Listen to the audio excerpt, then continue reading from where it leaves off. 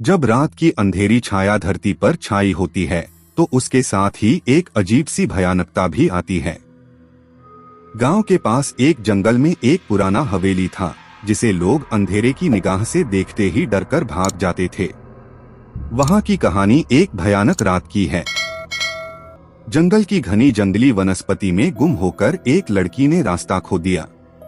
अकेले उसके दिल में डर का अंदेशा था।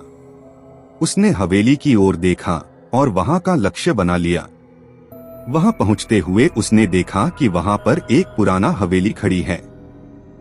धीरे धीरे वह घर की ओर बढ़ी। दोस्तों, अगर आपको हमारी कहानियां पसंद आ रही है तो चैनल को सब्सक्राइब जरूर करें तथा वीडियो को लाइक भी करें। हवेली की बड़ी दरवाजे पर उसने अजीब सा लक्ष्य देखा, जैसे कोई उसका इंतजार कर रहा हो। डर के बावजूद उसने धीरे धीरे दरवाजे पर कट किया। दरवाजे की चाबी उसके हाथ में थी, लेकिन उसका दिल धड़क रहा था। हवेली के भीतर की ध्वनि अजीब थी, जैसे कोई उसे बुला रहा हो। उसने धीरे से दरवाजे को खोला और अंदर चला गया। अंदर की ध्वनि सुनते ही वह दहल गया, क्योंकि वहां एक आवाज थी जो अजीब और डरावनी थी। उसने धीरे धीरे कदम बढ़ाए और हवेली के अंदर घुस गया। जैसे ही वह अंदर आया, उसने देखा कि हवेली अंधेरे में डूबी हुई थी। उसने अपनी दीर्घवारी की आवाज दी, कोई है, लेकिन कोई जवाब नहीं आया। वह आगे बढ़ा और अंदर की ओर चला गया। धीरे धीरे वह एक कमरे में पहुंचा, जहां एक बड़ा पुराना खाना था। उसने अचानक एक आवाज सुनी, कौन है, लेकिन जवाब को ध्यान नहीं दिया। धीरे धीरे वह कमरे की ओर बढ़ा और अचानक उसने एक अंधेरे कोने में एक आवाज सुनी, मदद करो। वह जगह की ओर बढ़ा और एक पुरानी महिला को देखा जो अपने हाथों में एक लौटा हुआ दिया लिए बैठी थी। उसने महिला से पूछा, आपको क्या हुआ है? लेकिन महिला ने कोई जवाब नहीं दिया। उसने पुनः पूछा, मुझे कैसे मदद कर सकता हूँ? लेकिन महिला कोई प्रतिक्रिया नहीं दी। बदलती हुई वातावरण के साथ लड़की ने अनुभव किया कि यह सब कुछ गड़बड़ है।